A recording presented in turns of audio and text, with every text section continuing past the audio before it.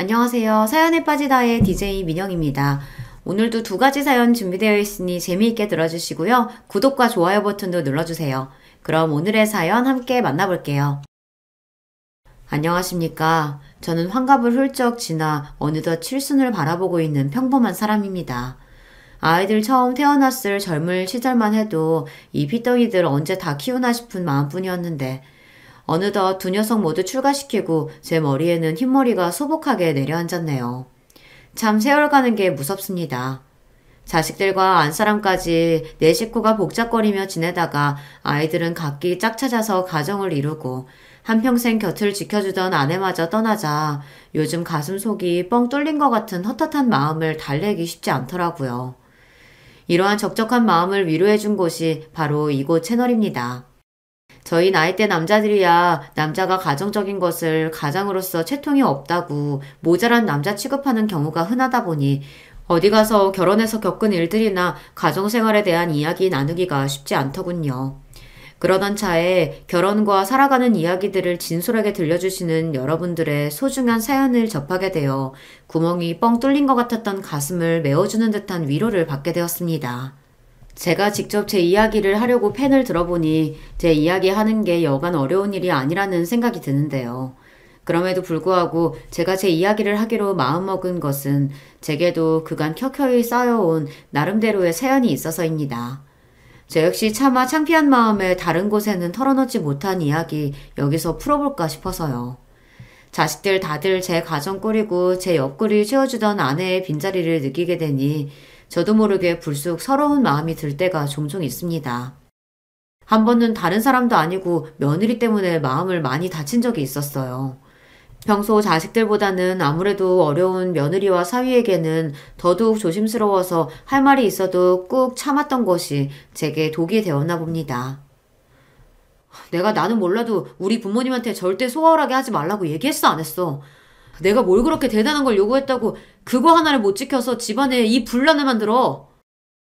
여보, 잘못했어. 내가 실수했어.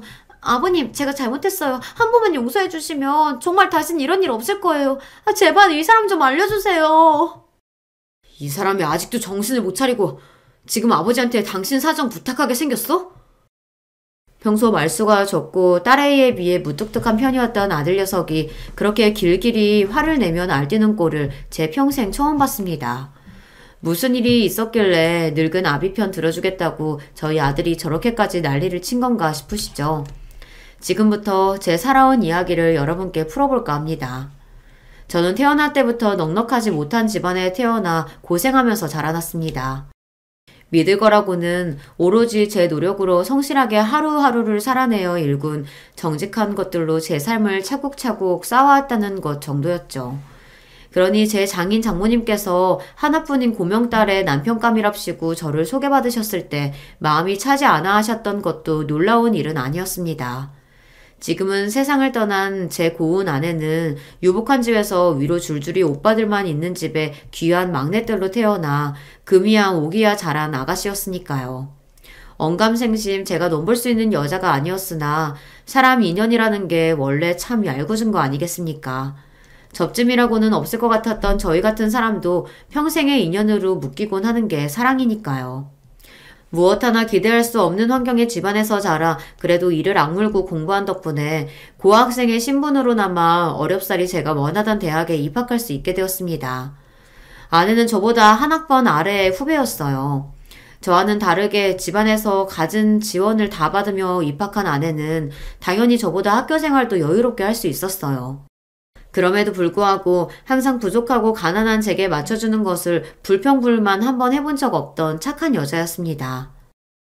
은희야, 자꾸 이런 거 싸우지 말라니까. 힘도 없는 사람이 이 무거운 걸 매번 이렇게 날라오고 나 정말 미안해서 못 먹어 이거. 우리 엄마가 워낙 손이 커서 이거 집에 그대로 놔둬봤자 결국은 남아서 버린다니까 그러네. 선배 부담 가질 거 하나도 없으니까 빨리 이리 와서 앉아요. 일하랴 공부하랴 빠듯한 형편에 간신히 쪽방살이 하면서 젊은 날에 제가 뭘 얼마나 잘 챙겨 먹고 다녔겠습니까? 그런 제가 안쓰러워서 항상 자기 집에서 온갖 반찬거리와 주전부리를 바리바리 싸다 저를 먹이는 아내였습니다. 두 사람 형편이 이렇게 차이가 많이 지다 보니 아내가 가져다 준 음식은 저희 집 형편으로는 꿈도 꾸기 어려운 것들이 많았어요. 심지어는 저는 생전 처음 먹어본 음식들도 적지 않았습니다. 항상 아내에게는 신세만 지는 것 같아 미안한 마음이었어요. 이 곱고 귀한 사람, 내가 하나라도 더 좋은 것 해주지는 못할 망정 오히려 짐이 되는 것 같아 미안하기도 하고 젊은 치기에 창피한 마음도 들었습니다. 하지만 그런 제 마음을 언제나 잘 헤아려주고 저를 보듬어주는 고마운 사람이었어요. 염치불구하고 감히 이런 귀한 딸과 결혼하겠다며 장인 장모님께 결혼을 허락받으려 했던 것은 제 인생에서 부린 가장 큰 욕심이었습니다. 제 주제가 그렇지 못함을 알면서도 차마 포기할 수 없을 정도로 아내가 제게 가장 소중한 사람이었으니까요. 워낙 집안 형편이 차이가 나다 보니 장인 장모님께서 처음에 저희 결혼을 완강히 반대하셨던 것도 이해하지 못할 일은 아니었습니다. 아빠, 엄마, 이 사람이 뭘 그렇게 잘못했다고 이렇게까지 냉대를 하세요. 이 사람 집안 형편 어렵다고는 해도 죽을 힘 써서 자기 힘으로 좋은 학교 들어와서 성실하게 직장생활 하고 있어요. 결코 아빠 엄마한테 이런 취급 받아야 할 사람 아니에요. 여러 번 고개를 조아렸음에도 저에 대한 태도가 누그러지지 않는 자기 부모님 때문에 결국 아내가 분통을 터뜨렸습니다. 하지만 솔직히 제가 아내 부모님이었다고 하더라도 저 같은 놈이 귀한 딸내미 곱게 잘 키워놨더니 냅다 채워가려고 하면 고운 눈으로 보기는 어려웠을 것 같습니다. 다시 한번 말하자면 그런 장인 장모님에 대한 원망스러운 마음은 없었어요. 오히려 저같이 못난 놈 때문에 사랑으로 키워주신 장인 장모님과 아내 사이가 벌어질까 노심초사했습니다. 그래서 제게 차갑게 대하시는 자기 부모님에게 저보다 더 상처받은 아내를 늘 이렇게 달랬어요. 은희야, 그러지 말라니까. 나 정말 괜찮아. 나 같은 놈 주제도 모르고 귀한 딸 욕심낸다고 문정박대 하시지 않고 그래도 얘기라도 들어주시는 것만 해도 내 입장에서 감사할 일이야. 그러니까 부모님께 마음에 없는 모짓말 하지 마. 알았지? 선배가 이렇게 아무렇지 않아 하니까 내가 더 속상하잖아. 세상에 선배 같은 사람이 어디 있다고. 엄마 아빠도 정말 너무하시지. 속상한 마음에 눈물을 찍어내는 아내에게도 장인 장모님께도 죄송했지만 그럼에도 끝까지 아내를 포기할 수는 없었으니 제가 도둑놈이 맞긴 맞았던 것 같습니다. 결국 아직 저를 사회로 완전히 받아들여 주시지 않았음에도 불구하고 아내와 부부의 연을 맺게 되었습니다. 더는 부모님 허락을 기다린다고 시간만 보낼 수 없다며 단호하게 나오는 아내에게 마지못해 끌려가는 척했지만 저 역시 바람하지 않던 결혼이었으니까요. 결혼할 때 처갓집과의 관계가 다소 냉랭했던 관계로 저희는 처가 도움 없이 조촐하게 신혼살림을 시작하게 되었습니다. 저희 본가야 원체 무언가를 기대할 수 있는 형편이 아니다 보니 양가 도움이라고는 생각지도 못한 채로 저희끼리 으쌰으쌰 힘을 내 살림을 차리게 된 거죠. 모은 돈은 얼마 되지 않아 신혼집이라고 해봐야 겨우 집 모양새만 갖춘 부족하기 짝이 없는 형국이었습니다만 그럼에도 서로를 애틋하게 생각하는 마음으로 보듬으며 행복하게 지냈습니다. 지금 생각하면 어린애 소꿉장난같이 조악하기 짝이 없는 살림살이였지만 그럼에도 눈만 마주치면 뭐가 그렇게 재밌는지 까르륵 웃어주는 아내 덕에 그게 고생인지도 모르고 살았어요. 그 시절을 생각하면 지금도 저도 모르게 미소가 지어질 만큼 좋은 시절이었습니다. 물론 으리으리한 집에서 공주처럼 키운 딸이 웬 모자란 놈에게 시집가 당신들 보기엔 집 같지도 않은 곳에서 살고 있는 꼴을 보는 장인 장모님 입장에서야 억장이 무너지는 일이었겠지요. 결혼 후에도 마지못해 찾아오신 저희 신혼집을 보시고 실망으로 가득하셨던 장인 장모님 얼굴을 떠올리면 지금도 참 송구스럽습니다. 제 딴에는 조금이나마 상심하셨을 마음을 풀어드리려고 애를 썼지만 그럼에도 결혼하고 몇 년간은 처갓집과의 관계가 그리 좋지만은 않았어요. 장인 장모님께서 저를 마음에 들어하지 않으셨던 것도 있지만 저도 저를 탐탁치 않게 생각하시는 어른들에게 어떻게 하면 인정받고 예쁨을 받을 수 있는지 요령이 없는 어설픈 놈이었으니까요. 그나마 저희 관계가 조금 풀어진 것은 저희의 첫 아이이자 아들인 정연이가 태어난 직후였습니다. 사위는 마음에 차지 않다 하더라도 눈에 넣어도 아프지 않을 막내딸이 낳은 외손자는 차마 사랑하지 않으실 수 없었나 봅니다. 정연이 얘가 눈이 또랑또랑한 게 우리 은이 갓 태어났을 때랑 아주 판박이야. 엄마는 무슨 누가 봐도 우리 철우씨 똑 닮았구만. 단박에 아내가 반박하는 말을 못 들은 척 하시는 장모님이셨습니다. 사실 제가 봐도 저희 아들이 저를 좀 많이 닮기는 닮았거든요. 하지만 어떻게든 사랑하는 외손자에게서 하나라도 당신 따님 닮은 구석을 찾아보시라고 하는 그 마음 이해하지 못할 것 아니었기에 그러려니 했습니다. 처갓집 가족 모임이나 외부 행사에 초대받은 것도 우리 정연이 태어난 이후였습니다. 그 전까지는 모든 처가 식구들이 다 초대받았던 것을 저만 허락받지 못했었는데 그걸 서운하게 생각한 아내까지 모임에서 쏙 빠지는 바람에 장인 장모님께서 내심 서운해하셨던 걸 모르지 않았습니다. 비록 제게 쉽지 않은 자리이고 어색하긴 했으나 제가 가야 아내도 함께 참석할 테니 이걸로 다소 서먹해진 처가 식구들과 아내의 사이가 좀 풀어지길 하고 바라기도 했어요. 하지만 와중에도 사이에 대한 아쉬움이 완전히 풀리지는 않으셨는지 종종 찬바람이 부는 장인 장모님 언사에 무안했던 적도 여러 번이었죠. 엄마 아빠 이럴 거면 차라리 부르지를 마. 사람 면전에 대고 무안 주는 것도 한두 번이지. 이럴 거면 도대체 왜 오라고 그랬어? 우리가 뭘 그렇게 서운했다고 그래. 너는 네 남편만 중하고 이제 어미애비 속 썩는 건 아무렇지도 않아? 대놓고 쌍욕만 안 했다 뿐이지. 다른 사람 뻔히 보는 데서 사람 없는 취급하는 것도 한두 번도 아니고 오죽하면 다른 사람들이 더 민망해서 눈치를 보겠냐고. 이제 우리 정연이까지 있는데 이 사람 엄마 아빠 외손자 아빠예요. 꼭 이렇게까지 해야겠어? 제가 분란의 원인이 된 것 같아 몸둘 바를 모르겠더군요. 장인어른께서 사업체를 운영하고 계셨기 때문에 회사 관련한 행사도 여럿 있었습니다. 그럴 때마다 장인어른 지인분들, 자식분들이나 사위분들 면면을 보면 참 다들 대단하긴 했어요. 그런 환경에 대해 접해본 적이 없는 제 눈에도 그게 보이는데 장인 장모님 눈에야 어떻겠습니까? 모자란 사위의 부족함이 더 여실히 드러났겠죠. 그분들 나름대로는 저하고 잘 지내보겠다고 이런 공적인 행사에도 부르신다는 걸 알고 있었습니다. 단지 그런 결심에도 불구하고 좋은 마음먹기가 쉽지 않으셨을 터이죠. 여보, 그러지 말래도 장모님 입장에선 나 이런 자리에 불러내신 것만 해도 큰 마음 써주신 거야. 우리 처음 결혼했을 때 생각해봐. 이것만 해도 감지덕지지. 나는 싫어. 당신처럼 성실하게 열심히 사는 사람이 어디 있다고 당신이 그런 푸대접을 받아야 돼? 엄마 아빠가 당신을 그렇게 대하니까 다른 사람들까지 당신을 함부로 대해도 되는 사람처럼 예의 없이 굴잖아. 사실 아내 말이 틀리지 않기는 했습니다. 그 집안 유일한 사이라고 해서 어떻게 인맥이나 좀 쌓아볼까 하고 저희 사정을 모르는 사람들이 몇몇 다가오긴 했으나 눈에 띄게 제게 냉랭한 장인 장모님 태도를 보고 처갓집에서의 제 위신을 파악하기 어렵지 않았을 겁니다. 그리고 믿을 구석 없는 사람에게 세상이 늘 그렇듯 그런 저를 보고 태도가 냉랭해지는 사람들은 드물지 않았죠. 아마도 그게 아내 심기를 더 불편하게 만들었을 겁니다. 여보, 정말 안 갈 거야? 싫어. 거기 갔다가 또 당신 무슨 대접 받으려고. 내가 거기까지 가서 그 꼴을 봐? 안 가.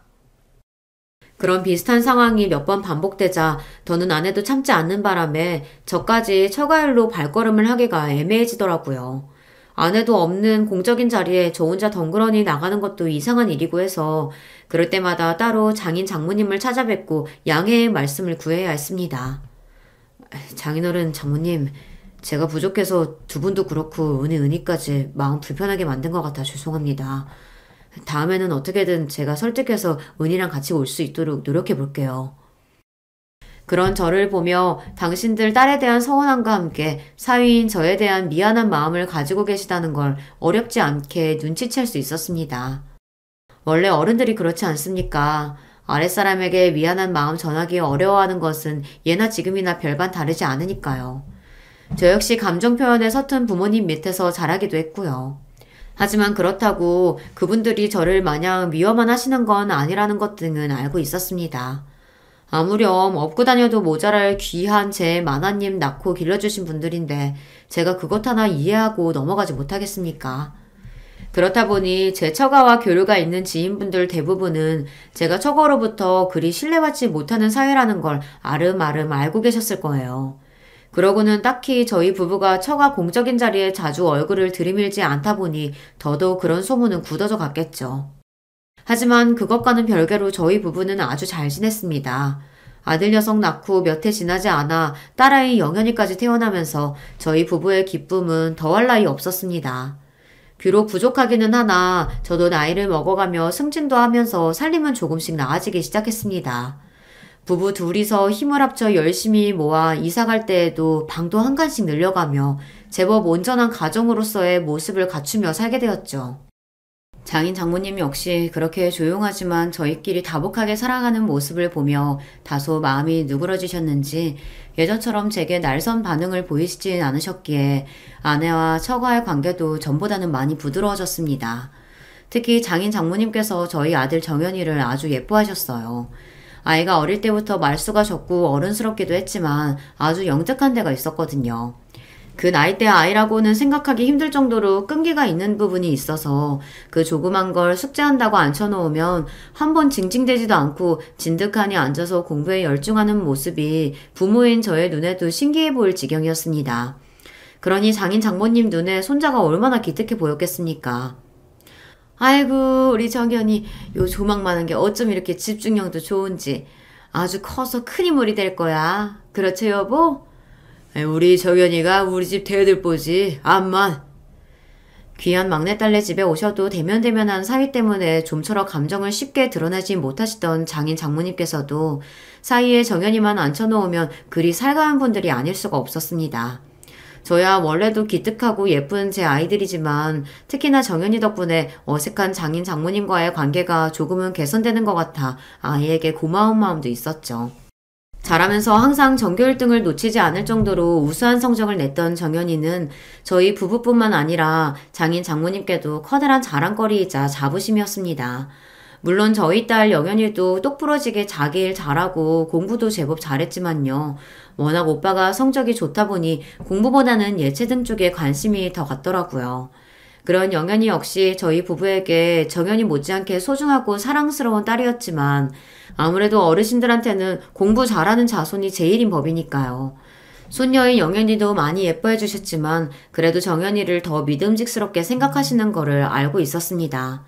그런 정연이가 답지 않게 제 외주부모님께 반항 아닌 반항을 한 적이 있었는데요. 바로 아버지인 저 때문이었습니다. 이미 저로 인해 아내와 장인 장모님 사이가 소원해진 적이 있었기 때문에 제 나름대로는 저희 아이들과 장인 장모님 사이가 저 때문에 서먹해지지 않도록 마음을 썼습니다. 아들 녀석 낳고 얼마 되지 않아 한동안 참석했던 처갓집 공식 행사에서의 일 때문에 제가 장인 장모님으로부터 크게 인정받지 못한다는 소문이 한 차례 돈 바 있었다고 말씀드리지 않았습니까? 그래서 혹여나 아이들 귀에 그런 소리가 들어가지 않을까 신경을 쓰기도 했고요. 물론 그 이후로는 별다른 일이 없었기 때문에 별일이야 있을까 싶었는데 어떻게 아이 귀에 그게 들어갔던 모양이에요. 여느 때처럼 아이 좋아할 만한 선물을 바리바리 들고 저희 집을 찾아오신 장인 장모님께 아들 녀석이 평소와 달리 눈도 잘 마주치려 들지 않았습니다. 정은아, 할아버지 할머니 오셨는데 인사드려야지. 왜 그러고 있어? 응? 할머니 할아버지 우리 아빠 미워해서 나쁜 말하고 상처 줬다는데 진짜예요? 눈물이 그렁그렁해서 아들 녀석이 하는 말에 장인 장모님 낯이 당혹감으로 물들어갔습니다. 저희도 아이가 그런 소문에 대해 전혀 아는 티를 내지 않았기에 그때서야 알게 된 일이라 당황스러웠어요. 저희가 미처 상황을 수습하기도 전에 아이가 볼이 잔뜩 부어서는 냉랭한 목소리로 말했습니다. 우리 아빠 세상에서 가장 똑똑한 사람인데 세상에서 가장 열심히 일하는 사람인데 왜 미워해요? 우리 아빠는 다른 친구들 아빠랑은 다르게 주말에도 귀찮다고 안 하고 우리랑 항상 잘 놀아주고 아껴주는 좋은 아빠인데 그런 아빠를 왜 미워해요? 아이 목소리에 설움이 뚝뚝 배어나왔습니다. 그걸 보는 아내도 그만 마음이 아픈지 눈이 새빨개졌어요. 저는 한편으론 당황스러우면서도 저 조그만 녀석이 자기 딴에는 얼마나 마음고생을 했을까 싶어 마음이 짠해졌습니다. 동시에 제 자식에게 이런 인정과 사랑을 받다니 저 스스로가 참 행복한 사람이라는 생각도 들었습니다. 그런 제 감동과는 별개로 사랑하는 외손자에게 뼈아픈 직언을 들은 장인 장모님의 당혹스러움을 짐작할 수 있었기에 아이의 어깨를 차분히 붙잡고 말했어요. 정연아, 다른 사람들이 하는 말은 본인들이 직접 겪은 일이 아니기 때문에 정말 있었던 일하고는 다를 수 있어. 할머니 할아버지가 아빠를 미워하시면 왜 우리 집까지 와서 정연이 영연이를 보시겠어. 할머니 할아버지 아빠 안 미워하시니까 그런 생각하지 마. 응? 그래도 순한 아이라서 제가 이렇게 다독거리는 것만으로 더는 고집을 피우지 않고 제 외할아버지 외할머니 사이에 가서 앉는 아들 녀석이었습니다. 하지만 그렇게 아들의 오해 아닌 오해를 풀어준 이후로도 장인 장모님 표정은 밝아지지 않더라고요. 그리고 며칠 있다 아내와 함께 처가로부터 호출을 받았습니다. 아무래도 며칠 전의 일이 두 분께서도 마음이 많이 쓰이셨겠지 싶었어요. 전에 없이 의리의리하게 차려진 밥상을 받고 조금은 민망해하는 제게 장인어른께서 어렵사리 입을 떼셨습니다. 듣고 보니 정연이 말이 틀린 게 하나도 없어. 이 나이를 먹고 손자까지 봐서도 그 어린 것 하나만도 못하게 굴었으니 내 정말 자네 볼낯이 없네. 옆에서 생각이 많아 보이시던 장모님께서도 말씀하셨어요. 그래, 내가 내 자식 귀하고 아깝다는 이유로 자네한테 그간 너무 모질게 굴었네. 우리가 자네 처음 만났을 때 마음에 차지 않았던 건 맞지만 그렇다고 지금도 그렇게 생각하고 있는 건 절대로 아니야. 우리도 그동안 자네를 본 세월이 있는데 자네 같은 사람을 어떻게 계속 미워할 수 있겠나? 하지만 우리 속마음은 속마음인 거고 제대로 풀 문제들을 풀지 않아서 자네도 그렇고 우리 은희도 그렇고 그 어린 정연이까지도 마음고생을 하게 했으니 이 노인네들이 정말 면목이 없네. 두 분 마음이야 오래전부터 짐작하고 있었지만 그래도 이렇게 직접적인 표현을 해주시는 건 그때가 처음이었어요. 나이 드신 어른들이 아랫사람에게 이렇게 솔직한 마음을 내보이시는 것이 얼마나 어려운 일인지 저 역시 잘 알고 있었습니다. 그래서 그 두 분께 비로소 사이로서 인정을 받았다는 생각에 기쁜 마음이 듦과 동시에 저 두 분이 얼마나 큰 용기를 내셨을까 싶어 안쓰러운 마음도 들었습니다. 장인 장모님, 저 두 분께 서운한 감정 정말 한 톨도 없습니다. 그럼에도 불구하고 이렇게 불러서 대접까지 해주시면서 그런 말씀 주셔서 정말 감사드려요. 애초에 두 분께서 이렇게 잘 키워주신 딸 보내주지 않으셨으면 제가 어떻게 이렇게 사람굿이라고 살 수 있었겠습니까? 다 두 분 덕분입니다. 감사합니다. 비로소 마음의 응어리를 풀고 서로를 받아들인 저희였습니다. 그간의 서름과 마침내 받게 된 인정에 기쁜 마음이 뒤섞여 훌쩍이는 아내의 손을 꼭 잡아주었습니다. 두 분 앞에서 부끄러운 사이가 되지 않도록 더욱 열심히 살아야겠다고 다짐했죠. 그 후로는 장인 장모님과의 관계도 다소 편안해졌습니다. 물론 그동안 대면대면하게 지내온 세월이 있었기에 단번에 마음의 벽을 완전히 허물기는 쉽지 않았으나 그럼에도 이 정도만으로도 감사한 일이라고 생각했어요. 저희 사이가 좋아지면서 장인어른께서 집안 사업에 발을 들여볼 의사가 있는지 넌지시 물어오셨지만 그 제안은 감사한 마음으로 정중히 거절했습니다. 처가 식구들은 정도의 차이는 있었지만 다들 장인어른 사업에 조금씩은 발을 담그고 있는 상태였기에 장인어른 입장에서는 저를 정말 가족으로 받아들여 주셔서 하신 말씀이었습니다. 하지만 저는 그 마음만으로 감사했지 그렇다고 처가로부터 경제적으로 의존할 생각은 없었으니까요. 저희 결혼해서 신혼살림 꾸릴 때도 그렇고 그 생각은 변함이 없었습니다. 사람이 성인이 되어 자기 힘으로 가정을 이뤘으면 어떻게든 저희끼리 힘을 합쳐 살아야 한다는 게 제 생각이기도 했고요. 물론 집안으로부터 도움을 받을 사람들을 비난할 생각은 아니고 저희 집 본가 사정이 본인 앞길은 본인이 책임져야 했다 보니 자연스럽게 그렇게 생각하게 된 것 같습니다. 처음엔 다소 서운해 보이시던 장인어른도 결국은 그런 제 의사를 존중해 주셨습니다. 오히려 부족하기는 하나 저희 능력으로 살아보겠다는 저를 대견해 해주시기도 했어요. 그건 세월이 흐를수록 더했습니다. 아무래도 집안 사업에 가족들 여럿이 엮여있다 보니 크고 작은 잡음이 끊이지 않았거든요. 당신 아들들이 차례로 한 번씩 돈 사고를 칠 때마다 적잖이 마음고생을 하셨던 장인어른이시니 이렇듯 본인 사업에 관여하지 않는 저를 나이가 먹어갈수록 더 인정해 주신 것 같기도 합니다. 그래서 이런 여러 가지 상황이 벌어지는 동안에도 저희 가족은 처갓집 상황에 크게 영향을 받지 않고 저희 나름대로 오순도순 다복하게 잘 지냈습니다. 이제는 저도 어느 정도 자리를 잡아 저희 식솔들 고생시키지 않고 하고픈 것들 하게 해줄 수 있을 정도의 능력을 갖추었고 아이들은 아픈 곳 없이 건강하게 자라며 자기들 할 일 잘 해주었습니다. 원체 타고나길 몸이 약한 편이었던 아내의 건강이 염려스러웠을 뿐 다른 걱정은 없었어요. 특히나 아들 녀석인 정연이가 성적표를 받아오는 날은 저희 부부뿐만 아니라 양가 부모님들도 기쁨을 주체하지 못하시는 날이었습니다.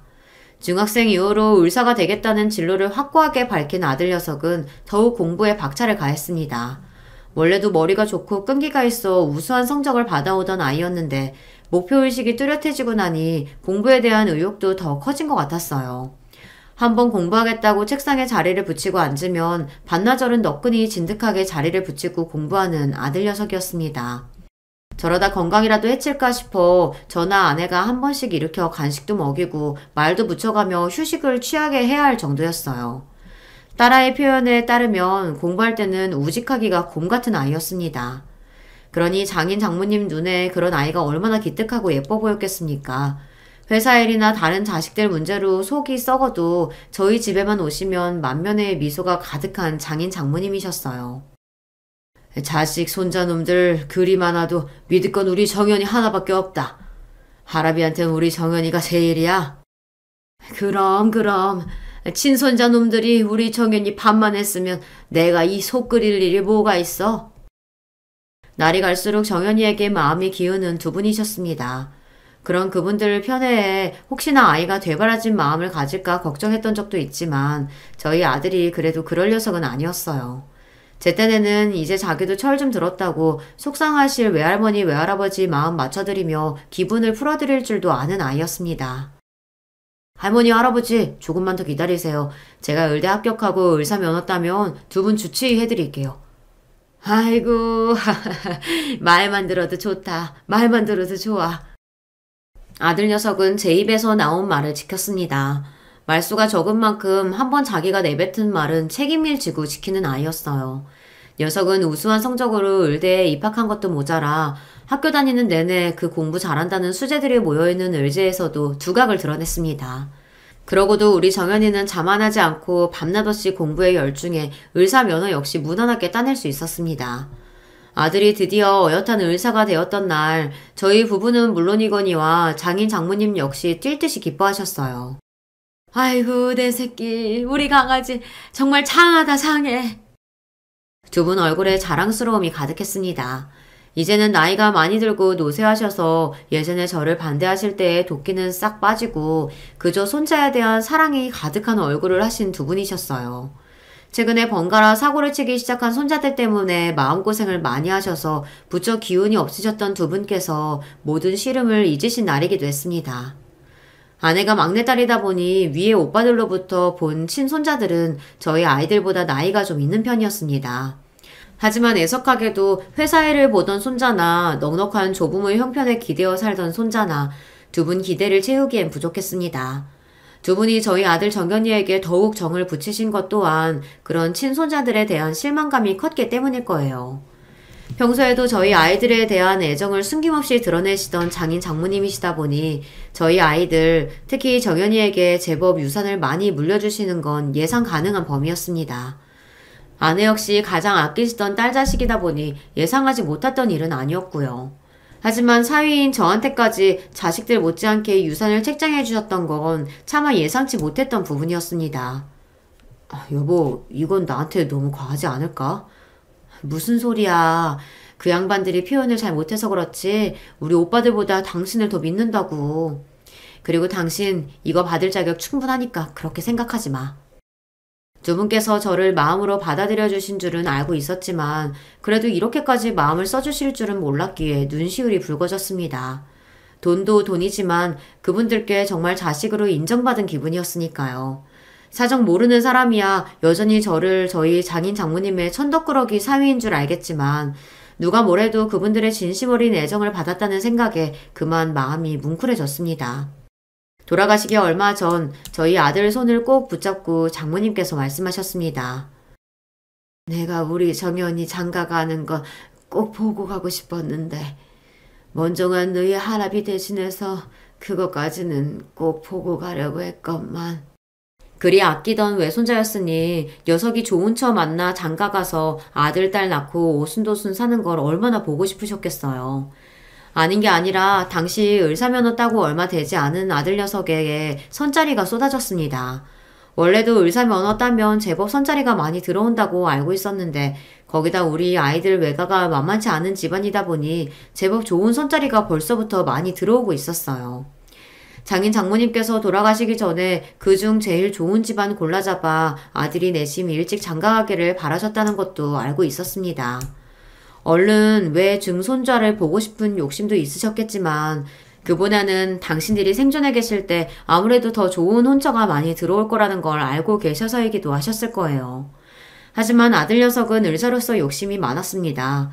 단순히 의사 면허 따서 자기 병원 개원하려는 것보다는 더 공부해서 학교에 남고 싶어 하기도 했고요. 그러고도 한동안 꽤나 결혼 생각이 없었기에 저희 부부도 슬슬 걱정이 되던 차였습니다. 아들이 대학병원 교수 임용까지 되고 나자 더더욱 저희 아들에게 눈독을 들이는 집안이 많아졌어요. 그럼에도 선이나 연애나 별다른 관심을 보이지 않는 아들이었습니다. 저도 저지만 저러다 하나 있는 아들 혼자 늙어 죽을까 싶어 아내 걱정이 이만저만이 아니었어요. 정연아, 너도 이제 나이가 적지 않아. 엄마는 네가 열심히 노력해서 네 목표 이루는 것도 좋지만 그걸 같이 기뻐해 줄 수 있는 네 가정이 생겼으면 좋겠어. 매번 그렇게 생각 없다고만 하지 말고, 응? 딱히 아들이 내켜하는 것 같지는 않았지만 이왕이면 저도 아들이 좋은 사람 만나 가정 꾸려서 예쁜 손자들도 낳고 따스한 가정 환경에 행복을 느끼며 살길 바랬습니다. 아무래도 저나 아내나 결혼 생활이 만족스러워서였는지 소중한 저희 아들에게도 그러한 기쁨을 알게 해주고 싶었던 것 같습니다. 그래도 저나 제 엄마 간절한 뜻을 차마 외면하지 못하는 착한 아들이다 보니 결국 아들이 선자리에 나서기 시작했어요. 요령 없는 녀석이 혹여 나가서 아가씨한테 실수라도 하지 않을까 싶어 넌지시 당부했습니다. 정연아, 요새는 효자 인기 없다. 우리야 너 장가 보내고 나면 우리끼리 잘 살면 그만이니까 너랑 잘 맞는지 그것만 딱 생각해서 좋은 사람 한번 만나봐. 응? 그게 무슨 소리세요, 아버지. 저랑 결혼하면 당연히 아버지랑 엄마한테도 잘해야지. 아이고, 그런 식으로만 말하지 말고. 어릴 적부터 저나 제 아내의 말을 거스른 적이 없는 착한 아들이었지만 며느리 될 사람 입장에서야 남편이 시부모님 말을 너무 잘 듣는 것도 부담스럽지 않을까 싶어 괜한 노파심이 들더라고요. 이런 제 당부에도 생각에 흔들림이 없어 보이는 아들이었지만 그렇다고 다 커서 교수식이나 된 아들 선자리에 가타부타 말 보탤 수도 없고 그저 좋은 인연 점지해 주시기만을 빌고 또 빌며 좋은 소식을 기다렸습니다. 몇 번의 선자리 끝에 드디어 아들이 교제를 시작했어요. 저나 아내나 아들을 선자리에 밀어넣으면서도 솔직히 큰 기대는 하지 않았기에 기쁨을 감출 수 없었습니다. 조건이야 이미 선 들어오면서부터 걸러냈고 아들 녀석이 그리 사람 보는 눈이 없다고 생각하지 않았기에 만나보지도 않은 아들의 교제 상대는 이미 저희 부부에게 예비 며느리나 다름없었습니다. 그저 언제 인사를 하러 올까 오매불만 기대에 부풀어 있는 아내였어요. 여보, 도대체 어떤 아가씨길래 목석 같은 우리 정연이가 만나보자는 말을 다 했을까? 나 너무 기대되는 거 있지?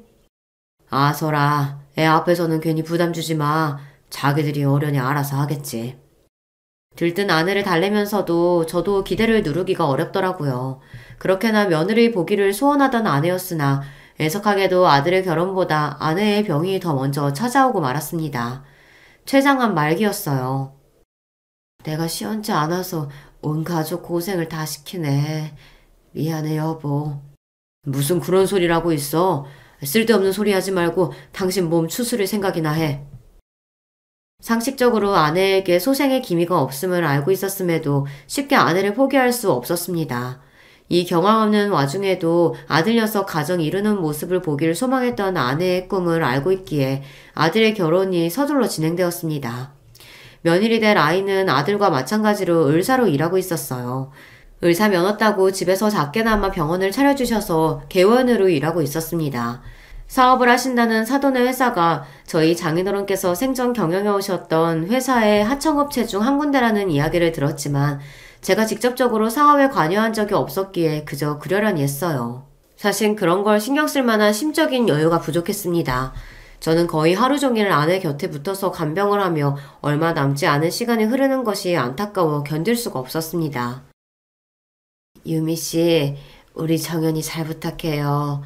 내가 새 사람 맞이하면서 이것저것 챙겨줄 게 많은데 내 꼴이 지금 이래서 그러지도 못하고 참 미안하네. 아니에요. 무슨 말씀을 그렇게 하세요, 어머니. 저희들끼리 알아서 잘할 테니까 걱정하지 마시고 쾌차하세요. 몇 번 보지 않아 서먹할 아내에게 살갑게 말해주는 며느리가 고마웠습니다. 와중에 아내는 병색이 완연했습니다. 이제 정말 우리에게 남은 시간이 없다는 걸 순간마다 실감했어요. 평생 곁을 지켜주던 아내가 영원히 돌아오지 못할 것으로 떠난다고 생각하면 마음이 미어지듯 아파왔습니다. 결국 아이들 시골리고 채 한 달을 버티지 못하고 아내는 영원한 여행을 떠나게 되었습니다.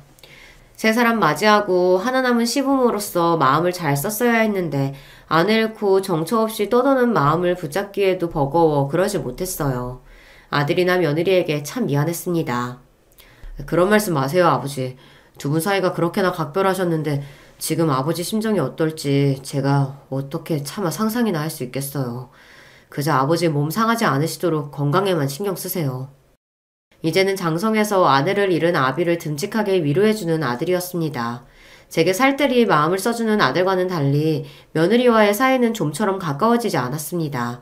저희 집안 식구가 될 무렵 제가 워낙 정신이 나가 있어서 더 그런 게 아닌가 싶어 며느리를 대하기에 미안스러워 더 어렵게 느껴지더라고요.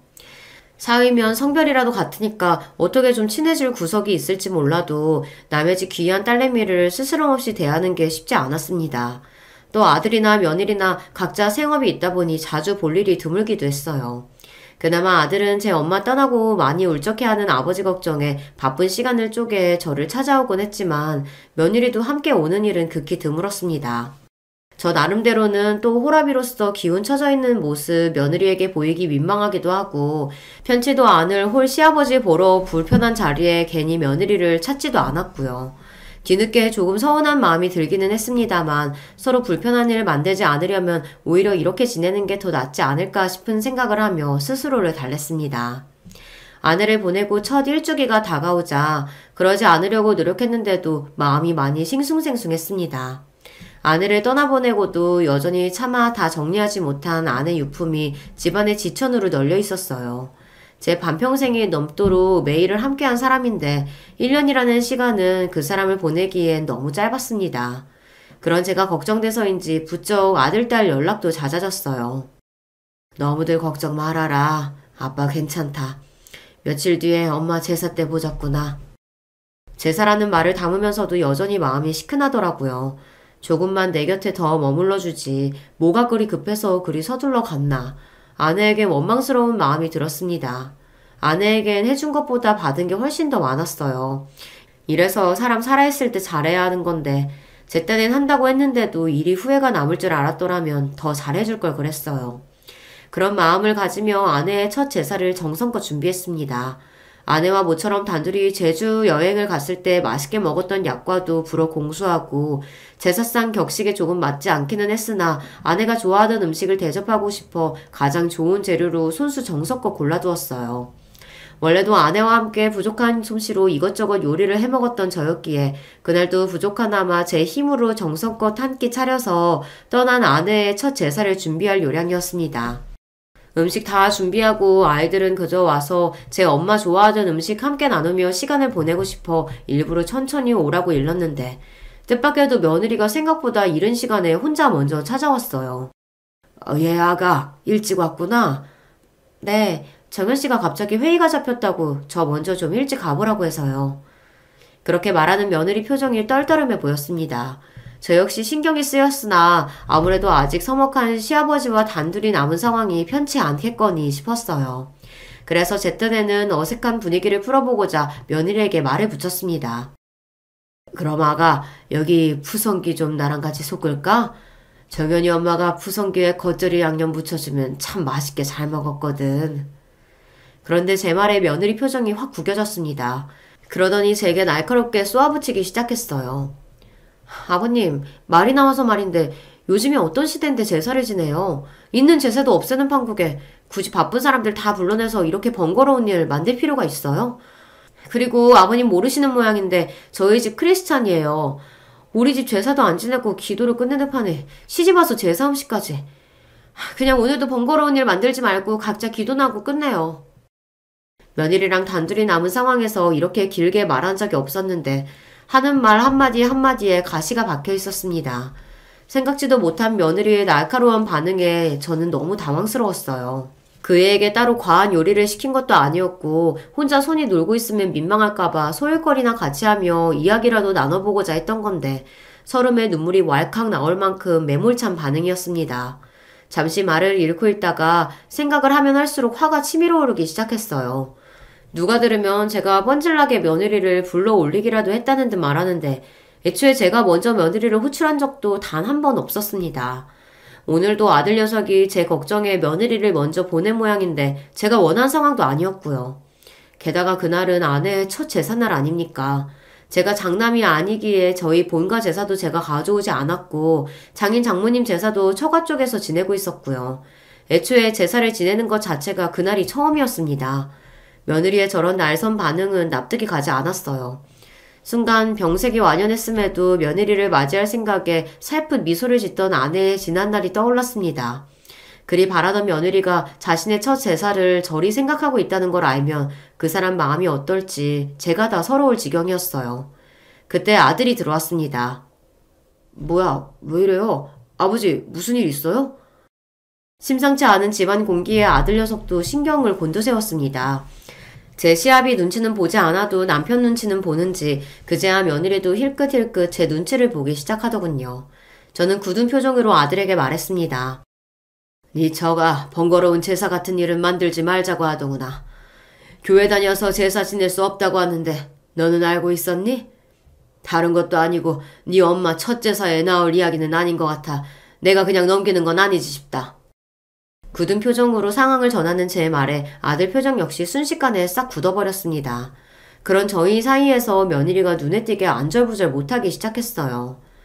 아버님 말씀을 그렇게 전하시면 여보 그게 아니라 당신 입 다물어.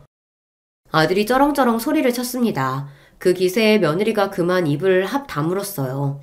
아들이 분노에 가득 찬 표정으로 휴대전화를 들더니 곧장 전화를 걸었습니다. 장모님, 저 조서방입니다. 꼭 드릴 말씀이 있어 전화드렸어요. 오셔서 따님 데려가세요. 그 말에 집안 전체에 찬물을 끼얹는 듯 분위기가 싸늘하게 가라앉았습니다.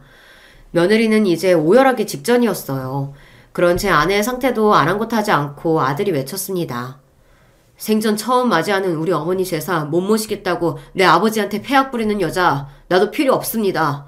장인어른 사업 때문에 도움받을 일 있을 때만 살살 제 눈치 보면서 정작 내 부모 이렇게 홀대하는데 내가 뭘 믿고 따님이랑 평생을 함께합니까? 와서 당장 따님 데려가세요. 여보 내가 잘못했어. 내가 그러려고 그런 게 아니고. 아니긴 뭐가 아니야. 그나마 결혼 전에 우리 엄마는 외할아버지 회사 때문에 눈치 보는 신용이라도 하더니 이제 엄마 돌아가시고 없으니까 우리 아버지는 끈떨어진 연인 줄 알았어? 내가 당신한테 많은 거 말했어? 내 아버지한테 대단한 효도하라고 했냐고 내가. 그저 어머니 가시고 다치신 마음 더 상처받지 않도록 조심해달라는 그거 하나 못 지켜서 이사다를 만들어? 화가 머리끝까지 치밀어 올라 폭발한 아들이었습니다. 그런 아들을 보니 이제 제가 두려울 지경이었어요. 저러다 정말 무슨 사달을 내도 크게 내겠다 싶어 일단 아들을 진정시키려고 했습니다. 정연아, 일단 진정 좀 해라. 내가 괜히 긁어 부스럼 만든 것 같구나. 무슨 말씀이세요, 아버지? 누가 들어도 저 사람이 잘못했는데.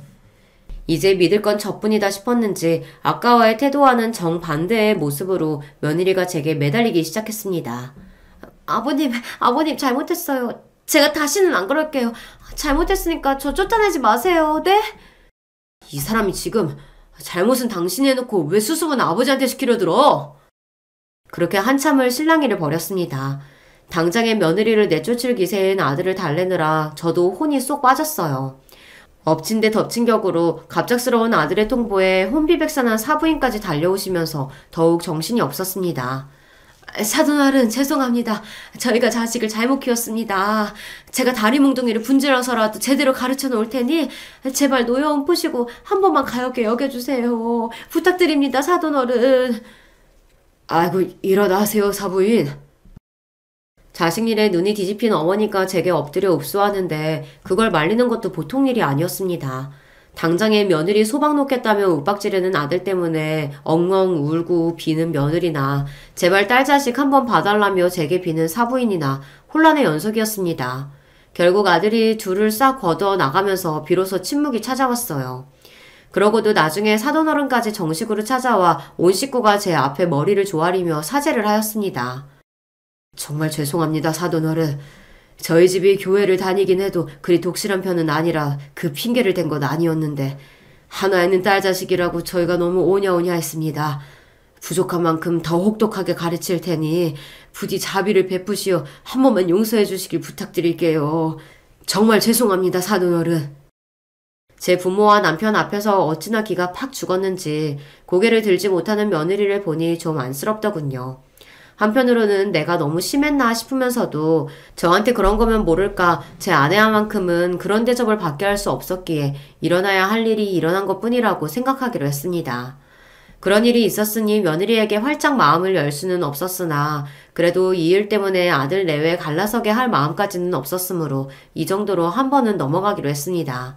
제가 굳이 보태지 않아도 마음고생을 어지간히 한 모양인지 얼굴이 말이 아닌 며느리 꼴이 애잔하기도 했고요. 한번 아들 녀석이 제대로 휘어잡아서인지 그 후로는 저나 저희 식구들 앞에서 꼼짝을 못하는 며느리이니 같은 실수를 반복하지는 않겠지 하고 있습니다. 아들 녀석에게는 너무 며느리 잡지 말라고 효자 남편은 자랑 아니다 타이르긴 했으나 돌아온 녀석 반응은 단호했습니다. 전 한치의 후회도 없어요, 아버지. 같은 일 생기면 그 사람한테 더는 기회 없다고 엎어놓았으니까 저랑 갈라서기 싫으면 알아서 하겠죠. 내 아들이지만 좀 너무하다 싶으면서도 그래도 저 효자 아들 아니었으면 아내에게 미안한 마음을 어찌다 풀었을까 싶어 내심 고맙기도 합니다. 저는 몰라도 제 아내는 그럴 자격이 있으니까요. 그 이후로는 별 잡음 없이 잘 지내고 있습니다. 집안에 사람 하나 들이는 게 참 쉬운 일이 아니구나 하는 걸 실감하게 된 일이죠. 오늘 제 이야기는 여기까지입니다. 두서없는 이야기 마지막까지 함께 해주셔서 정말 감사드립니다. 안녕하세요. 이 채널 덕분에 유튜브에 꼬박꼬박 접속을 하는 중년 남자입니다. 처음에는 별 생각 없이 하나씩 틀어놓기 시작했던 게 사연이었는데 자꾸 듣다 보니까 재미가 있어서 중독성이 생기더라고요. 특히 코로나가 저희 동네의 기승이었던 시기 이 채널을 의지해서 무료하지 않게 실내 집거 생활을 보낼 수 있었네요. 저에게는 별로 말을 재미있게 하는 재주도 없고 글을 잘 쓰는 재주는 더욱 없지만 그래도 제 이야기를 사연으로 남겨보고 싶어서 신청을 하게 되었어요. 여러분도 혹시 살면서 저처럼 이런 생각 자주 하시나요? 저는 와, 이 세상에 평범한 사람이 잘 없구나 이런 생각을 참 자주 한답니다. 정말 특이하고 독특한 사람이 알게 모르게 아주 은근히 많은 것 같아요. 그래서 누군가의 눈에는 제가 그런 인물로 비출 수 있다는 생각도 가끔씩은 해보고 있고요. 그래도 요즘 이런 생각을 덜하고 사는 편이에요. 예전에는 더 자주 했었죠. 왜냐하면 제 주변에 진짜로 특이하고 독특한 사람이 있었기 때문입니다. 그런 황당한 인연을 만나기 전에 제 인생은 제법 무탈하다면 무탈하게 흘러간 편이었어요. 저는 위로 나이 차이가 무척 많이 나는 형이 있고 아래로는 여동생이 하나 있습니다. 나이 차이가 많이 나다 보니까 형이라기보다는 어렸을 적에 왠지 삼촌 같은 느낌을 받았었고 집에 부모님 말고 또 한 명의 어른이 있는 것 같다는 느낌도 있었네요. 그런데 저의 형이 나이가 들어서도 결혼을 안 했어요. 주변에서 장가를 가라고 성화를 부려도 꿈쩍을 안 했습니다. 어디 하자라도 있나 싶어서 부모님께서 눈을 부릅뜨셨지만 그런 건 찾아내지 못하셨고 단순히 저의 형이 별종인 것으로 치부가 되었지요. 원래는 형에 대한 주변의 평가가 결혼을 안 한 사람이었는데 시간이 지나자 못한 사람으로 위치가 바뀌었고 거기서 더 시간이 지나자 안 하는 것인지 못하는 것인지 알 수 없는 사람으로 된 것 같습니다. 도중에 국제결혼 얘기까지 사실 동네 분들의 추천 때문에 흘러나왔었는데 형이 거품 물고 결사반대를 해서 끝내 흐지부지 되었어요. 아, 그리고 제 여동생은 어렸을 적에 원인불명으로 많이 아팠습니다. 엄청 아파서 온 가족이 매달렸다가 시간이 좀 지나서는 괜찮아졌다가 또다시 아팠다가 그런 과정을 많이 반복했던 아이였어요. 그 시기를 회상하면 부모님께서 두고두고 가슴 아파하셨죠. 특히 아버지께서 말입니다. 우리 막내 딸내미가 아장아장 잘 걷지도 못하고 말도 잘 못하고 그러고 있을 때에 나까지 일하다가 크게 다쳐서 그때가 정말 내 인생에서 말도 못하게 속상한 순간이었지. 치료를 받아도 차도가 없고 집에서 요양을 아무리 해봐도 몸이 나아지지를 않아서 결국 서울로 올라갔던 때에 우리 딸내미 녀석이 어찌나 눈에 밟히고 아비로서 미안하던지. 아이고, 당신도 그 소리요? 그때는 정말 당신도 잘못되는 줄 알았고 우리 막내한테도 뭔가 큰 문제가 있는 줄 알았기 때문에 하늘이 노래졌었지만 이제는 다 지나간 일. 당신이 이날 이때까지 멀쩡하게 살아있고 우리 막내딸 또한 그러하니 훌훌 털고 제발 좀 없던 일로 하십시다. 이러다가 관짝에 못질할 때까지도 그때 너무 속상하고 힘들었지 이렇게 떠들겠네. 그래가지고 어디 관짝 위로 흙이나 덮겠어요? 아, 글쎄 나는 화장을 해서 납골당에 들어눕고 싶다니까 왜 자꾸 나를 땅에다가 묻어버리려고 해? 이래서 내가 당신보다 일찍 못 죽는 거야. 내가 먼저 죽으면 내 말 무시하고 땅 파서 관짝을 묻어버리겠지. 아휴, 아무튼 그때는 참 이루 말할 수 없이 속상했고 우리 막내 딸내미한테 미안했고 그리고 또 우리 대들보 장남에게 고마웠지. 장가를 안 든 것 빼고는 대한민국 1등 효자야. 장가를 안 든 게 얼마나 커다란 흠인데 그거를 그렇게 억지로 빼가지고 대한민국에서 1등 효자로 만들어요? 나 원찬 기도 안 차겠네. 아, 이때까지도 맏며느리감을 안 데려온 괘씸한 장남이기는 하지만 우리 부부가 의지하고 기대고 덕분에 버텼다고 말을 건넬 수 있는 사람은 장남밖에 없기는 하지. 우리가 장남 하나는 잘 낳았슈. 거기서 이렇게 더 든든할 수가 없으니.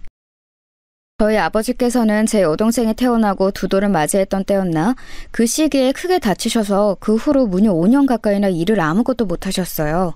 여동생도 아파서 골골거리기 시작한 아이였는데 아버지까지 부상 중에 계셨으니 집이 많이 힘들었습니다.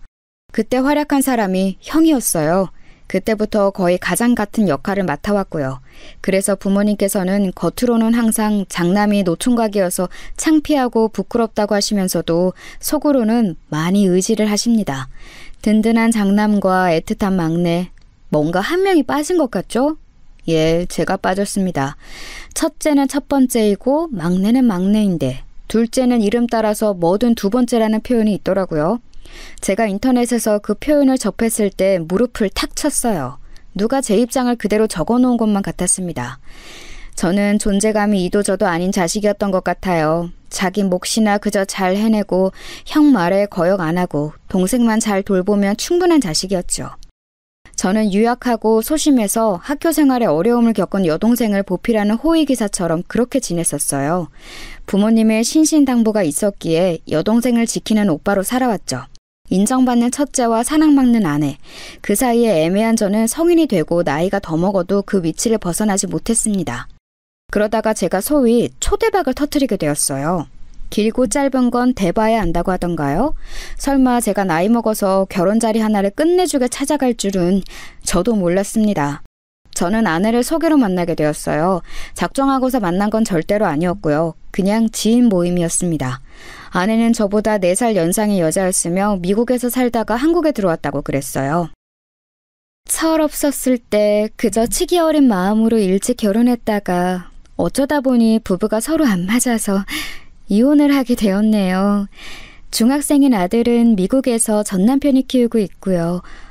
그런데 전남편이 작년에 재혼을 했어요. 아무렇지 않은 줄 알았는데 재혼 소식을 들은 이후로 시간이 지날수록 제 마음이 공허해지고 자꾸만 슬픔 속에 가라앉네요. 기분 전환이라도 될까 싶어서 낯선 모임에 참여하고 싶었어요. 차분한 말투만 보자면 전혀 그런 이야기를 하는 것 같지가 않았어요. 저는 홀린 듯이 아내를 쳐다봤다가 말의 내용을 곱씹어 보고 나서야 아, 그랬구나 싶었습니다. 어딘가 분위기가 착 가라앉아 있는 사람이라고 느꼈었는데 이혼이라든지 아이를 전 남편이 키우는 것이라든지 이런 때문에 울적한 게 틀림없었어요. 다 이유가 있었던 것이지요. 중학생 아들이 있는 이혼이었지만 저는 아내에게 향하는 제 눈길을 멈출 수가 없었습니다. 고상한 미인이 제 취향이라는 것을 아내를 보고서야 저는 처음 깨달았었네요. 저의 시선을 눈치챈 아내 또한 언제부턴가 모임에서 저를 보며 미소를 지어주기 시작했고 그렇게 연애가 시작되었습니다. 아내가 엄청난 부잣집의 막내딸이라는 것을 알게 된 건 사귀고 난 이후였지요.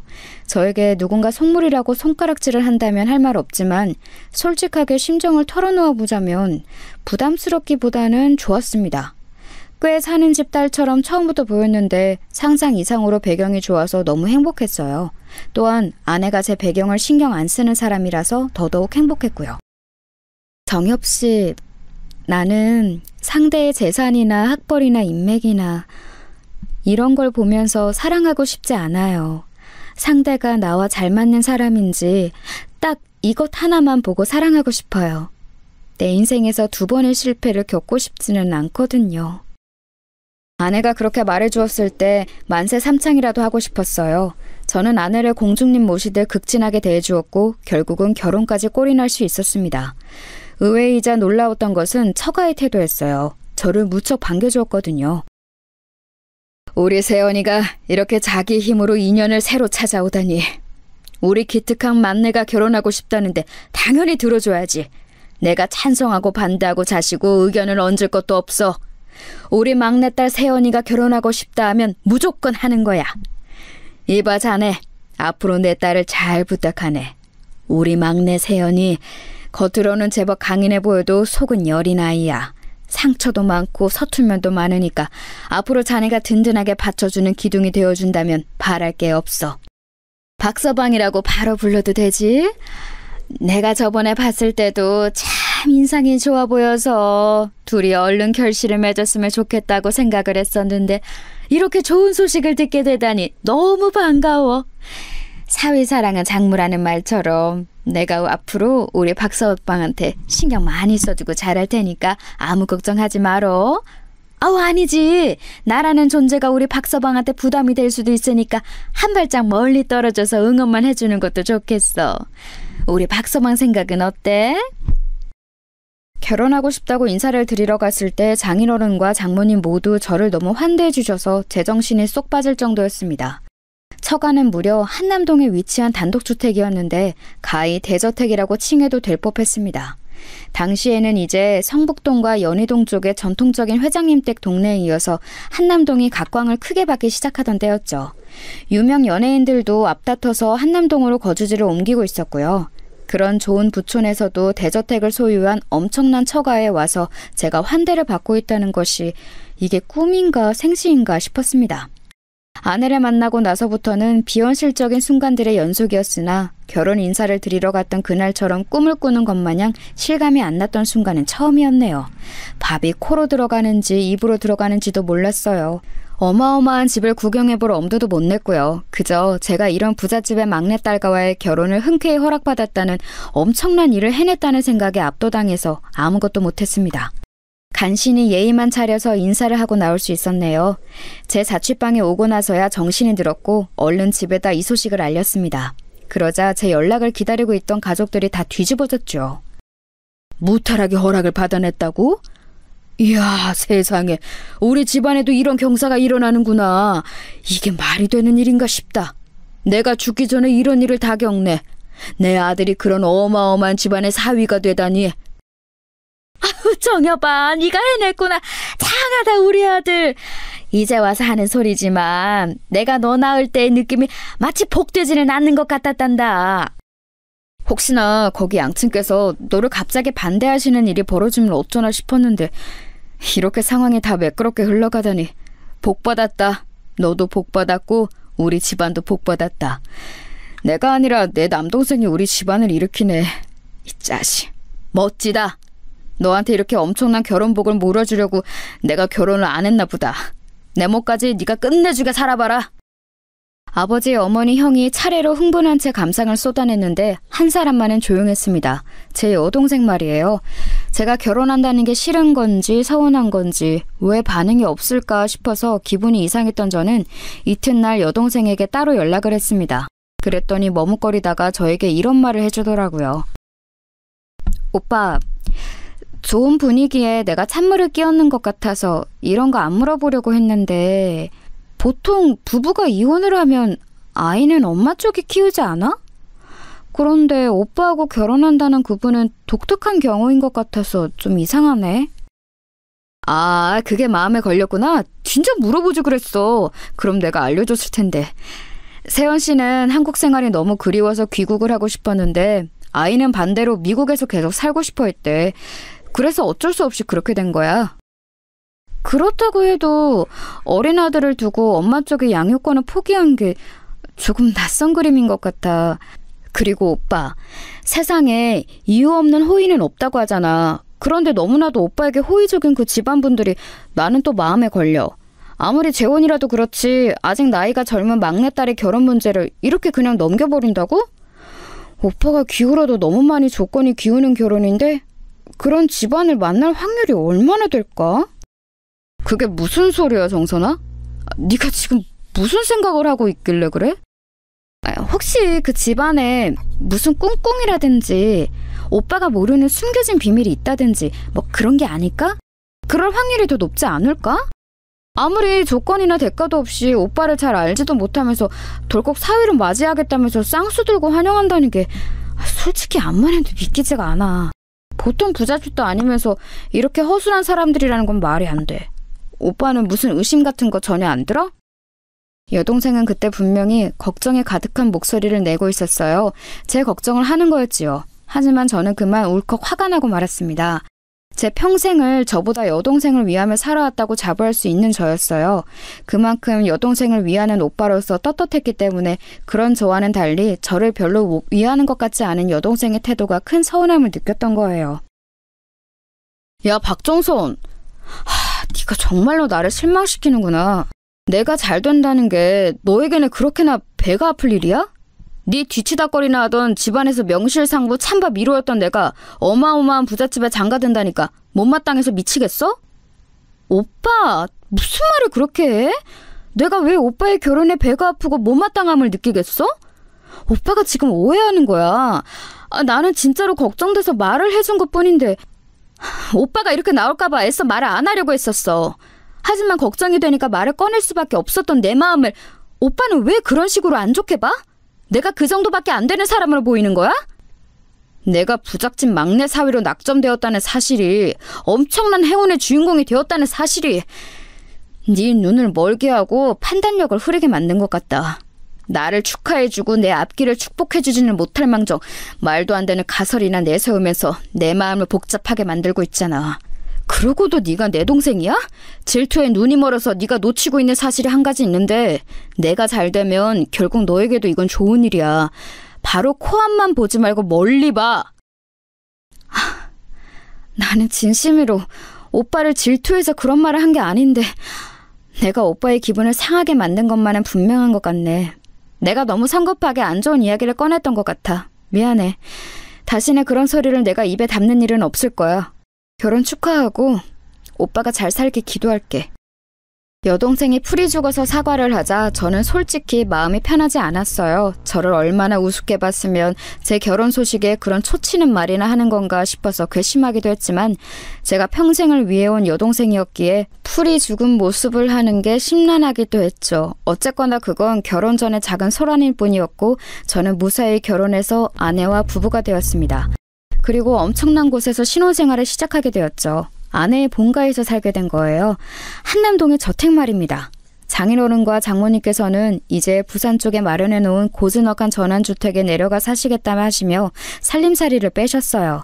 저희 부부에게 그 집을 내어주신 거예요. 제가 생각하기로는 장인어른과 장모님뿐만 아니라 다른 온 가족이 같이 살아도 될 만큼 큰 집이었는데 달랑 둘이서 살게 된다니 믿어지지가 않았습니다. 장인어른과 장모님이 나가시던 날이었는데 배웅을 하려고 서 있던 저에게 장모님이 갑자기 망설이는 얼굴로 다가오시더니 이렇게 말씀을 하셨어요. 우리 막내딸 세연이가 가끔은 좀 예민하게 굴어. 금세 몸이 피곤해지는 스타일이거든. 에너지가 적어서 그런 거니까 우리 박서방은 그런 줄 알고 이해를 잘 해줬으면 좋겠어. 네, 알겠습니다. 걱정하지 마세요. 제가 앞으로 잘하겠습니다. 저는 거침없이 약속을 드렸지요. 한동안은 아내와 함께 저희 취향으로 집의 곳곳을 새로 꾸미고 그러느라 정신이 없었고 너무 즐거웠어요. 그런데 2달 정도가 지나자 금세 보이기 시작한 건 아내가 까다롭다는 점이었습니다. 집에 일하러 오시는 분이 한 분 계셨는데 아내는 그분이 청소를 하지 않는다고 주장했어요. 그러나 집은 깨끗했거든요. 그럼에도 아내는 그분이 아무런 일을 하지 않는다며 기어이 자르고 말았습니다. 제가 입는 옷에 대해서도 지적을 해댔어요. 옷에 그 주름들은 뭐야? 어깨 부분이 지저분해 보이잖아. 왜 후줄근하게 입어? 우리 결혼 전에는 안 그랬잖아. 내가 너무 편해진 거야? 아니야, 절대 그런 건 아니고 집에서 입는 옷이니까 어쩔 수 없이 조금 구겨진 건데 보기 싫으면 갈아입을게. 그러면 보통 갈아입으라는 말까지는 안 하잖아요. 하지만 아내는 저보고 당장 갈아입으라고 했습니다. 저보고 난닝구나 메리아스라는 말도 쓰지 말라고 했고 사각 속옷도 입지 말라고 그랬어요. 아침마다 언젠가부터는 몸무게를 재라고도 시키더군요. 별것 아닌 것 같았지만 저는 왠지 점점 숨이 막혀왔어요. 아내는 밥을 먹다가 아주 작은 날파리가 밥상 위를 지나가는 것을 보자 비명을 지르면서 싱크대로 수저와 젓가락을 집어던지기도 했습니다. 화가 나서 미치겠다며 밥을 더 먹지도 않았어요. 이런 아내의 기행은 나열하자면 끝도 없었는데 그중에서 제일은 밤에 일어났어요. 처음에는 몰랐는데 새벽 2시가 되기 직전이면 아내는 꼭 일어나서 어딘가로 향했습니다. 그냥 조용히 가면 제가 영영 몰랐을지도 모르겠어요. 하지만 귓가에 히히 웃는 소리가 들려서 문득 알게 됐던 거예요. 아내가 소름 끼치게 웃는 소리를 내며 방 밖을 나가 향하는 곳. 저는 그곳이 직감적이므로 지하실임을 알았습니다. 아내가 개인 자물쇠를 달아놓은 곳이었고 저한테는 얼씬도 못하게 한 곳이었어요. 결혼한 이후로 하도 신경을 써서 저는 살이 3달 만에 6kg나 빠진 상태였는데 밤마다 아내의 소름 끼치는 기행도 이어지자 미칠 지경이 되었습니다. 그런데 아내가 새벽에 나가면서 침실 문을 꽉 닫는 게 문제였어요. 그 문은 오래되고 살짝 문제가 있어서 꽉 닫혀있는 상태에서 열면 소리가 크게 났거든요. 조용한 새벽에는 그게 울려 퍼질 게 분명했습니다. 몰래 지하실을 확인하고 싶기는 하고 따라갔다가는 들킬 것 같고 고심하던 저는 여동생에게 도움을 청했죠. 처음부터 제 결혼에 의구심을 품었던 여동생이라면 왠지 그럴싸한 의견을 줄 것 같았어요. 민망함을 무릅쓰고 연락을 했고 제 이야기를 다 들은 여동생은 우선 깜짝 놀라더니 조언을 주었습니다. 침실에서 몰래 나가는 게 어려우면 다른 공간에서 잠을 자는 걸로 하라는 것이었어요. 침실 근처의 다른 방에서 자다가 아내가 일어나 지하실로 가는 기척에 들려오면 그때 살며시 나가서 뒤를 밟는다는 계획이었습니다. 간이 서재를 쓰고 있는 방이 안성맞춤이기는 한데 몰래 나가서 지하실까지 가보는 건 가능하겠지만 그러다가 들키면 어떡하지? 나를 발견할 가능성도 무시 못해. 그때는 그냥 자다가 목이 말라서 나왔다고 할까? 그런 식으로 아무렇지 않게 둘러대면 되지. 자다가 깨서 침실로 가봤는데 당신이 침대에 없길래 대체 어디 갔나 싶어서 찾아다닌 거라고 둘러대. 그 핑계라면 자연스러워서 의심을 안 받을 것 같아. 고맙다 정선아. 내 와이프가 제발 그 지하실에서 아무것도 안 하고 있기를 바란다. 그냥 혼자 새벽에 거기서 만화를 그린다든지 숨겨놓은 비싼 간식을 먹는다든지 그런 거였으면 좋겠어. 저는 간절하게 희망했습니다. 정말 만약에 아내가 이상한 짓이라도 그곳에서 하고 있는 것이라면 그걸 알게 된 이후에 제가 어떻게 반응하고 행동해야 할지 조금도 알지 못했기 때문입니다. 작전 개시를 하기로 한 날 저는 침실과 한 복도를 쓰는 간이서재에서 잠을 청했습니다. 아내에게는 컴퓨터로 작업할 게 너무 밀려서 그걸 하다가 간이선재의 소파에서 잠을 자겠다고 했어요. 목이 뻐근해서 소파 팔걸이 같은 높은 베개를 하루 베고 자면 좋을 것 같다는 말도 덧붙이자 아내는 별 의심 없이 고개를 끄덕였습니다. 제가 작정하고 천연덕스럽게 말을 잘한 효과였죠. 저는 컴퓨터 타자를 오래 두드리며 작업하는 척을 하다가 이내 소파에서 잠이 든 척을 시작했습니다. 시간을 보니 새벽 1시 정도였죠. 혹시 잠에 들면 어떡하나 싶어서 제 스스로에게 잠들면 안 된다고 타일렀는데 긴장이 돼서 그런지 정신이 아주 또렷했습니다. 그리고 예민해진 저의 감각에 미세한 소리가 잡혔습니다. 아내가 침실을 나온 것이었어요. 저는 숨을 죽이고 담요를 푹 덮은 채 곤히 잠든 척을 했습니다. 잠시 후 아내가 간이서재 안으로 살짝 발을 들이는 소리가 들려왔죠. 제가 자는 모습을 확인하는 것이었어요. 저는 곤히 잠든 척을 이어갔고 아내가 멀어지는 소리가 살짝 들려오자 그때서야 눈을 떠봤습니다. 시간을 확인했더니 새벽 2시가 되려던 참이었어요. 저는 얼른 준비한 수면 양말을 신었습니다. 걸을 때 소리가 나지 않게 하려고 여동생과 함께 떠올려낸 거였죠. 수면 양말을 신은 채로 조심스럽게 간이서재 밖을 나갔습니다. 참고로 침실은 그 복도의 가장 안쪽에 있지만 간이서재는 복도의 끝에 있어서 나가자마자 계단과 가까웠습니다. 저는 조심스레 계단을 내려가면서 지하실 방향부터 살폈죠. 아주 천천히 저는 지하실 쪽으로 향했고 그쪽에서 미세한 불빛이 새어나오고 있었으므로 어둠 속에서 그곳을 가는 건 전혀 어렵지 않았습니다. 아주 지척으로 가까워졌을 때 저는 긴장감으로 침을 꿀꺽 삼켰고 살짝 열려있는 지하실의 문틈 사이로 한쪽 눈을 들이밀었어요. 죽는다. 반드시 죽는다. 그리고 숨을 삼켜야만 했습니다. 아무 소리도 내지 않기 위해서 일시정지한 채 눈에 들어온 광경을 보고 믿을 수 없어 했지요. 어둑한 전구 하나만 켜놓은 지하실, 그곳에는 낮은 천장에 두꺼운 전개줄 같은 게 걸려 있었고 그 줄에다가 안에는 노끈을 매달아 놓았습니다. 숟가락의 모양을 뒤집어 놓은 것 같은 모양새, 그게 어떤 건지 단박에 알 수 있었죠. 사람이 목을 탈 때 잡는 모양이었어요. 그 모양을 노끈으로 작게 2개를 엮어서 전깃줄에 달아놓은 안에는 그 작품 2개에다가 각각 사진을 붙여놓았습니다. 저는 어렴풋이 그 사진의 주인공들을 보고도 분간해낼 수 있었어요. 왜냐하면 사진 한 장의 주인공이 바로 아내의 전남편이었기 때문입니다.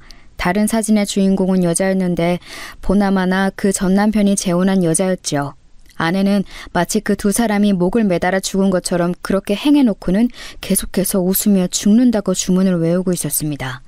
반드시 죽을 거라고 중얼거리면서 자기 전 남편의 사진을 보며 캑 소리도 내더군요. 목이 졸리는 것 같은 소리 말이에요. 몇 번이고 캑캑거리더니 만족스러웠는지 낄낄 웃어댔습니다. 그 2 사람이 죽었으면 하는 의도로 저러는 게 분명했기에 저는 식은땀이 나기 시작했는데 더 놀라운 건 다음 순간이었어요. 옆으로 걸음을 옮긴 아내가 웬 인형을 집어들었습니다. 제법 크기가 되는 곰인형의 배에는 사진이 붙어 있었고 저는 그게 아내의 아들일 거라고 확신했어요. 아내는 곰인형을 품에 꼭 안으면서 웃었습니다. 우리 애기 잘 자. 엄마가 자장가 불러줄게. 뭐 불러줄까? 어떤 게 좋아? 응? 그 모습을 보자마자 소름이 쫙 돋았어요. 대체 이 상황이 다 뭔가 싶어서 정신이 아득해질 때였습니다. 곰인형을 내려놓은 아내가 갑자기 벽으로 가더니 자기 이마를 대고서 가만히 섰습니다. 잠옷 차림에 머리를 길게 풀어헤친 아내가 뒷모습을 보이며 벽에 이마를 박은 채 서서는 몸을 좌우로 흔들흔들 움직이던 모습, 저는 아마 죽을 때까지 잊지 못할 거예요. 아주 작게 콧노래를 부르면서 몸을 계속 좌우로 흔들더군요. 그러더니 중간중간에 죽는다, 반드시 죽는다 이런 소리를 해댔습니다. 저는 숨소리가 새어나갈까봐 입을 꽉 다문 채로 한 걸음 뒤로 물러났어요. 전신이 오싹오싹한 게 소름이 가시질 않고 있었지만 지금 당장 힘을 내서 방으로 돌아가야만 했습니다. 아무 소리도 내지 않고 계단을 올라가는 동안 울고 싶을 지경이었어요. 평생을 믿지 않았던 신께 빌었습니다. 제발 무사히 방까지 가게 해달라고 말입니다. 한겨울도 아닌데 온몸에 소름이 돋아서 한기를 느낀 채로 저는 침실까지 도착해서 침대에 누웠습니다. 떨면서 누운 채로 제가 본 것을 떠올려 봤지요. 믿을 수가 없었어요. 사람이 목을 매다는 것처럼 그런 모양새로 노끈을 작게 엮어서 거기에 사람 사진을 각각 붙여놓고 죽는다는 소리를 주문처럼 외우고 있었다니.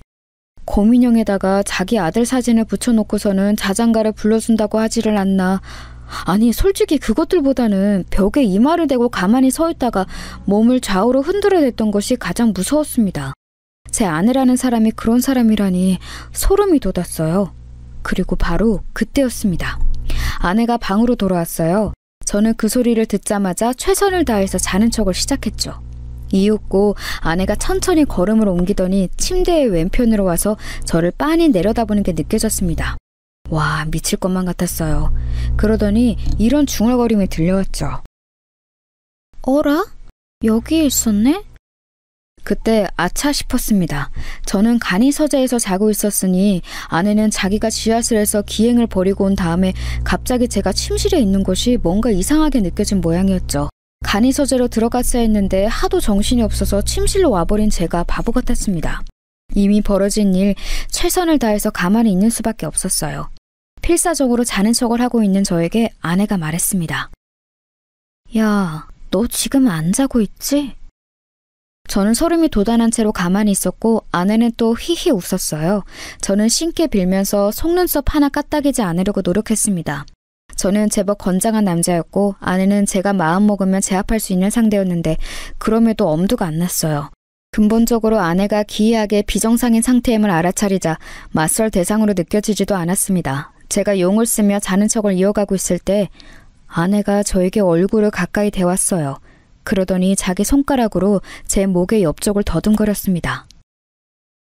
잠깐만, 거기는 맥이 강하게 뛰는 곳인데 설마 그걸로 내가 자는지 안 자는지 확인하려는 거 아니야? 그걸 바로 알아차린 저는 그 즉시 몸을 움직였어요. 뒤척이면서 소리를 냈고 손으로 목을 긁으며 입맛을 다시는 행동을 했습니다. 최대한 자연스럽게 했죠. 예전에 여동생이 그랬었어요. 저는 자다가 무슨 소리가 들리며 꼭 뒤척이면서 입맛을 다시고 몸을 한번 긁는다고요. 아마 그 습관이 계속 이어져 왔을 거라고 믿었습니다. 그래서 기지를 발휘한 것인데 아내는 제가 잔다고 생각했는지 바로 걸음을 옮기더군요. 침대를 반대편으로 돌아서는 자기 자리로 가서 누웠습니다. 저는 밤을 꼴딱 새웠어요. 옆자리를 쳐다볼 엄두는 아예 못 냈죠. 아침 해가 밝아오고 난 다음에야 옆자리를 확인했는데 아내는 곤히 자고 있었습니다. 마치 아무 일도 없었다는 것처럼요. 아주 평온했죠. 잠을 자지 못해 미친 듯이 피곤한 제 몸 상태만 아니면 저도 꿈을 꿨다 했을 거예요. 꿈에서 헛것을 봤구나 싶었겠죠. 하지만 제가 본 것은 분명한 현실이었습니다. 저는 그날 당장 여동생에게 연락을 했어요. 여동생이 깜짝 놀라더니 이내 차분하게 자기 의견을 내놓았어요. 오빠, 그건 그냥 특이하다고 넘길 일이 아닌 것 같아. 보통의 일반 사람들이라면 그런 짓 절대 안 해. 그동안 새언니가 보여준 모습도 있고 이건 아무래도 심각한 문제가 있는 모양인데 그런 거라면 가족들이 절대 모를 리가 없지. 처음부터 다 알고서 오빠랑 결혼시킨 거야. 인정하고 싶지는 않았으나 솔직히 저도 그렇게 생각을 하고 있던 중이었습니다. 아내에게 큰 문제가 있어서 저처럼 조건 떨어지는 남자라도 집안에서 결혼을 시킨 것으로 보였어요. 저는 장인어른과 장모님을 찾아뵈었습니다. 형제들 중 맞이인 처형의 댁에 잠시 놀러가 머물고 계신 와중이었기 때문에 자리에 처형도 있었어요. 당장 찾아뵙고 드릴 말씀이 있다면서 방문한 저를 의미심장한 눈길로 바라보고 있었죠. 어쩌면 제가 진실을 알아냈음을 이미 눈치채고 계셨던 걸지도 몰라요. 저는 이판사판이다 싶어서 정면으로 들이박았습니다. 제가 안 쓰는 휴대폰이 한 대 있습니다. 그 공기계로 집에서 간단히 휴대폰 게임만 하는 정도인데요. 어느 날 제가 실수로 동영상 촬영 버튼을 눌러놓고 자러 갔습니다. 거실 테이블에 세워진 채로 놓여져 있던 그 휴대폰에 다음날 보니까 이상한 모습이 담겨 있더라고요. 새벽에 집사람이 지하실로 내려가는 모습이었습니다. 진작 의심을 해서 뒤를 밟았다고 하면 역으로 공격당할 여지가 생길까봐 여동생과 머리를 맞대서 발휘한 기지였어요. 공기계라는 핑계를 댔죠. 그렇게 우연히 아내의 새벽 기행을 알게 되었다는 얘기를 하자 단번에 세 사람의 표정이 어두워졌습니다. 특히 장모님께서는 손을 살짝 떠시더라고요. 도대체 무슨 일로 그 새벽에 지하실로 내려가는 것인지 궁금해졌습니다. 집사람이 굳게 자물쇠로 잠가놓는 그곳에 무슨 비밀이 있는지 호기심이 생겼어요. 그리고 저는 알아내고 말았습니다. 지하실에서 본 것들을 말했죠. 그랬더니 장모님께서 짧은 신음을 뱉으시더니 앉은 소파에서 반쯤 혼절을 하셨습니다. 옆으로 픽 쓰러지셔서 처형이 얼른 장모님을 붙잡았어요. 저도 깜짝 놀랐는데 다행히 장모님께서는 의식을 아예 잃은 게 아니셔서 방으로 모시는 조치 정도만 할 수 있었습니다. 장모님께서 방에 들어놓으시고 장인어른께서는 담배를 찾아 잠깐 피러 나가셨어요. 남겨진 사람은 저와 처형뿐이었죠. 저는 차라리 잘 됐다 싶어서 처형께 진실을 요구했습니다. 집사람의 행동, 그건 그저 기이하다고 말하고서는 끝낼 수준이 아닌 것 같았어요. 그러니 처형께서 솔직하게 말씀해 주세요. 저는 집사람의 남편입니다. 알 권리가 있어요. 알 권리라... 네, 저도 그렇게 생각해요. 제부에게는 분명하게 알 권리가 있죠. 하지만 아버지와 어머니는 그렇게 생각하지 않으셨던 모양이에요. 이렇게 됐으니 제가 알려드리는 게 맞는 상황인 것 같아요. 저는 제 생활을 하느라 바빠서 몰랐는데 저희 막내 새언니가 그렇게 된 건 결혼을 잘못했기 때문이라고 다른 가족들은 그렇게 말을 하더라고요. 미국에서 결혼한 그거 말씀하시는 거죠? 결혼 생활에 불행했기 때문에 집사람이 저렇게 된 건가요? 그건 저희 가족들의 주장인데요. 솔직하게 제 생각을 알려드리자면 비단 그것만으로 그렇게 됐을 거라고 여기지는 않아요. 정신적인 결함이 세연이에게 내재되어 있었는데 미국에서의 결혼 생활이 촉매제가 되어서 그게 겉으로 그때부터 드러나기 시작했을 뿐이라고 보는 게 옳겠죠. 세연이는 자기 아이를 낳고 나서부터 특히 서서히 이상해지기 시작했는데 사람이 너무 예민하고 강박적이고 그러면서도 많은 일들을 깜빡한다거나 무심하게 행동하는 면모를 동시에 지닌 사람이 되었어요. 제 조카가 초등학교에 들어간 이후부터는 그게 심해졌죠. 그래서 이혼까지 하게 되었던 거예요. 세연이의 상태가 좋지 않았고 하루하루 다르게 커가는 자기 아이의 성장을 받아들이지 않으며 항상 아기 취급을 해댔기 때문에 그런 모습들 때문에 양육권도 빼앗겼습니다. 그래서 조카도 세연이를 보고 싶어 하지 않아요. 자기 엄마를 무서워하거든요. 아내의 비밀이 드디어 드러나는 순간이었습니다. 제 여동생이 처음에 했던 짐작처럼 미성년자인 자식의 양육권을 아빠 쪽이 가져간 것에는 보통이 아닌 이유가 있었던 거예요. 저는 이야기를 들으면서 한 가지 단어를 머릿속에 고정하고 있었어요. 그건 바로 정신병이었습니다. 이 모든 것은 결국 제 아내가 정신병을 앓고 있는 환자라는 소리였으니까요. 아내의 가족으로부터 이렇게 확인 사살을 받으니 허탈하고도 절망적이었습니다. 저는 전혀 몰랐습니다. 집사람이 워낙 저와는 다른 환경에서 나고 자라온 아예 다른 세계의 인물이나 다름없다 보니 부잣집 자식은 그냥 뭔가 다른 거구나 싶었어요. 이상하다는 생각을 하진 못했습니다. 그런데 점차 이건 정상이 아니다라는 생각을 하게 되었던 것이죠. 처형은 물론이고 장인어른, 장모님 그리고 다른 분들까지 전부 집사람의 상태를 알고 있었군요. 너무나도 잘 알면서 저에게는 아무런 언질도 주시지 않고 결혼을 시키신 거였네요. 제보한테는 미안하게 생각해요. 하지만 작정하고 속이려는 의도까지는 아니었어요. 그냥 말을 안 해도 되지 않을까 싶어서 말을 안 한 거였죠. 특히 저희 아버지하고 어머니가 세연이를 얼른 재혼시키고 싶어 하셨거든요. 그래서 어쩔 수 없었습니다. 세연이가 새 출발을 하면 다 괜찮아질 거라고 두 분은 그렇게 믿으셨어요. 정신 상태가 온전하지 않은데 무턱대고 새 출발이라뇨? 그런다고 정신이 멀쩡해지나요? 병원을 가고 치료를 받아야 차도가 있는 게 병인 것인데 재혼이 답이라고 생각하신 건가요? 세연이는 이혼하고 나서 한국에 들어온 이후부터 상태가 좋아졌어요. 약은 진작에 처방받아 먹고 있었는데 그게 효과가 좋지는 않았거든요. 그런데 한국에 들어오고 나서 약이 잘 받게 된 것인지 어쩐 것인지 상태가 좋아졌고 아주 멀쩡해 보이기까지 했어요. 세연이는 자기 실수로 가정을 잃었다고 생각해서 상실감이 컸어요. 다시 가정을 꾸린다면 자기가 안정감을 되찾을 거라고 했죠. 그때부터 저희 부모님은 세연이가 얼른 재혼하기만을 학수고대하신 것이고요. 이제 이게 다 어떻게 된 일인지 명백히 알게 되었습니다. 아내는 정신병을 앓고 있었고 그래서 제가 아내 같은 부잣집 막내딸과 결혼할 수 있던 거였어요. 그리고 절망적이게도 아내에게 육촌오빠 되시는 분이 정신병원에 계신다는 걸 알게 되었습니다. 혹시 집안 사람들 중에 또 정신적으로 어려운 경우가 있냐고 아주 조심스럽게 처음께 여쭈어 보았고 어렵사리 받아낸 대답이었죠. 그러니까 이건 유전이었던 거예요. 집안 유전에 흐르는 정신적인 문제가 아내에게서 강하게 발현된 것이겠죠. 그렇다는 말은 만약에 우리 부부 사이에서 아이가 생기면 정신병이 이어질 수도 있다는 소리가 되는 거잖아? 이런 엄청난 사실을 이렇게 알게 되다니. 정말 참담했습니다. 엄청난 문제 앞에서 차마 뭐라고 말을 해야 할지 몰라서 한숨만 푹푹 내쉬고 있는데 장인어른께서 돌아오셨어요. 저는 굳은 얼굴로 꾸벅 목례를 보냈죠. 그러자 저와 처형을 번갈아 쳐다보신 장인어른께서는 이미 이야기가 오갔단 것을 눈치채셨습니다. 결국 다 알게 되었구만. 자네한테는 미안하게 됐다만 우리 막내딸이 그렇다고 해서 어디 일상생활을 못하나? 사회생활을 못해? 그건 아니잖아. 아주 멀쩡해. 이상한 눈으로만 바라보지 않는다면 전혀 이상하지 않아. 이봐 박서방, 나는 우리가 다 잘못되고 막내딸이 혼자 남겨지면 그 녀석을 옆에서 지키고 돌봐줄 사람이 필요해. 그게 자네인 거지. 자네가 평생 뼈 빠지게 돈 벌고 일해봤자 우리 막내딸과 결혼한 것만 하겠나? 절대 아니야. 그러니 이것을 불운이라 여기지 말고 일생일대의 행운으로 여겨주게. 내 부탁함세. 진짜 미칠 것 같았습니다. 살면서 마음이 그렇게 어려운 순간도 없었어요. 장인어른께서 차라리 저를 윽박지르고 고압적으로 나오셨다면 반발심이 들었을 겁니다. 하지만 저에게 엄한 투로 말씀을 하시면서도 장인어른의 표정에는 간절함이 엿보였습니다. 자식을 위하고 사랑하는 부모의 마음에 대고 제가 무엇라고 비난을 할 수가 없었어요.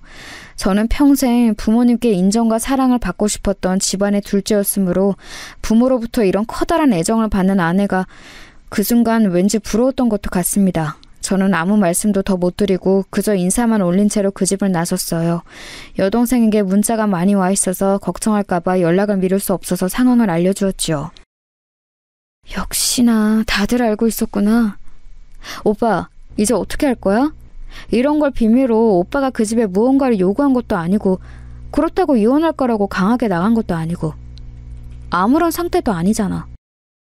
맞아, 아무런 상태도 아니야. 변한 것도 없는 것 같아. 내가 지금 네 새언니에게 품고 있는 이 마음이 그렇게 좋은 조건들을 타고났음에도 정신이 아픈 사람에 대한 측은지심인지 아니면 나를 속이고 농락해온 것에 대한 분노인지 나는 그것조차 모르겠다. 어떻게 해야 될지 모르겠어. 일단 지금은 그냥 지내보려고 해. 내가 지금 너무 답답하게구나. 아버지, 어머니 그리고 형한테는 아직 이런 걸 알릴 엄두도 안 나네. 오빠가 무슨 말을 하는 건지 나는 알 것 같아. 나는 오빠가 답답하다고 생각 안 해. 오히려 양심적이고 도의적이라고 생각하는 중이야. 오빠가 편한 대로 해. 나는 입단속 잘하면서 상황이 어떻게 되는지 기다리기만 할게. 제 여동생이라지만 정말 영특하고 진중한 것 같았어요. 여동생이 아니었다면 제가 이렇게 빨리 아내의 비밀을 정확히 밝혀내지는 못했을 거라는 생각이 들었습니다. 참 고마웠고 제가 열심히 키운 보람이 있더라고요. 저는 집에 도착해서 아내를 마주했어요. 아내는 아무렇지 않게 집안일을 하고 있었습니다. 새로 들여온 컵 세트를 정리하고 있더라고요. 분명 아침까지는 세상에서 가장 멀고 무서운 존재가 아니었는데 이제는 무섭지 않았습니다. 온갖 기이한 언행들도 가만히 돌아보니 무섭다기보다는 착잡하게 느껴졌죠. 저는 아내가 아마 차영으로부터 연락을 받았을 거라고 생각했어요. 그럼에도 모르는 척 구는 게 이제는 제 눈에 보였습니다. 여보, 우리 얘기 좀 할까? 나 오늘 장인어른 장모님 처형 다 만나 뵈었어. 그리고 다 들었어. 그러자 선반을 정리하던 아내의 손길이 딱 멈췄어요. 아무 행동도 안 하고 몇 초간을 그러고 있었죠. 그러더니 이내 웃으면서 저를 쳐다봤습니다. 무슨 얘기를 해? 뭘 들었는데? 나 멀쩡해. 나 괜찮아. 그러니까 당신이 신경 쓸 것도 없고 걱정할 것도 없어. 그러니까 제발 나한테는 아무 소리도 하지 마. 나는 아무렇지도 않단 말이야. 당신이 아무 소리 안 하면 아무 일도 없는 거야. 환하게 웃고 있는데 그 눈매가 슬퍼 보였고 입가는 떨리고 있었습니다. 그런 여자를 벼랑 끝으로 몰아가는 치사한 남자가 될 수는 없었어요. 저는 한숨과 함께 그저 고개를 떨구고 말았습니다. 일단은 심적으로 동요한 아내가 진정해질 때까지 기다렸다가 병원 이야기를 함께 나눠보고 약을 먹으면 어떻게 차도가 있는지 증세는 정확히 어떠한지 이런 자세한 정보를 듣는 게 나을 것 같았어요. 그래서 저는 최대한 아내를 아무렇지 않게 대했습니다. 이틀 뒤 장모님께 문자가 왔는데 박서방, 내가 고마워. 이렇게 왔더라고요. 그저 한숨만 나왔지요. 정작 저희 부모님께는 아직 이런 사실을 못 밝혔다는 게 가슴이 답답했습니다. 아내와 이야기를 다 나누고 상황의 정리가 이뤄진 뒤에 저희 집에 밝힐 생각이었어요. 그런데 아내의 기행이 더 먼저였습니다. 어느 날 밤 아내는 새벽에 또 지하실로 향했고 자기의 전남편과 그 재혼한 여자의 사진에 불을 붙였어요. 그러다가 그 불이 아내의 잠옷 소매로 옮겨 붙었습니다. 거기까지는 큰일로 번지기 전에 끝낼 수 있던 거였는데 아내의 눈에 곰인형이 들어온 거예요. 아들의 사진이 붙은 곰인형이 연기를 마시게 둘 수 없다며 굳이 곰인형을 챙기려다가 불이 더 번졌습니다. 제가 소란을 듣고 내려가서 황급히 불을 껐지만 아내는 팔에 커다란 화상을 입은 뒤였죠. 끝까지 곰인형을 붙잡고 괜찮아라는 소리를 중얼거리던 아내의 모습이 잊혀지지가 않았습니다. 아내가 화상 때문에 수술을 받게 되었고 그때 저는 더 이상 숨길 수가 없어서 저희 부모님과 형에게 사실을 털어놓았습니다. 셋 다 아무 말도 하지 않았어요. 정말 아무 소리도 하지 않고 참담한 얼굴로 침묵을 지키며 제 어깨를 두드려줬을 뿐이었네요. 그게 오히려 고맙고 죄스러웠습니다. 아내는 수술을 받은 이후로 상태가 나빠졌어요. 불만 보면 발작을 해댔거든요. 나를 죽이러 온 거지? 나를 죽이고 내 아기를 빼앗으려고 하는 거지? 그래, 어디 한번 해보자. 네가 먼저 타죽나 내가 먼저 타죽나 어디 한번 확인을 해보면 알겠지. 그런 소리를 하면서 정신을 도통 차리지 못했습니다. 게다가 자기를 말리는 장모님을 알아보지 못하고 뺨을 때리기까지 했습니다. 괴물이라고 외치면서 장모님의 뺨을 사정없이 때렸어요. 그 모습에 모두가 망연자실했습니다. 결국 그 끝은 정신병원 행위였네요.